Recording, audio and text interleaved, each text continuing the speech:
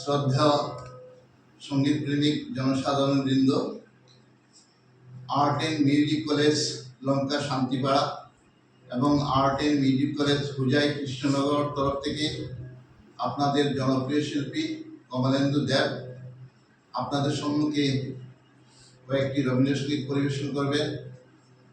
আপনারা সাবস্ক্রাইব করবেন, লাইক করবেন, শেয়ার করবেন এবং কমেন্ট করবেন এবং সঙ্গে থাকবেন।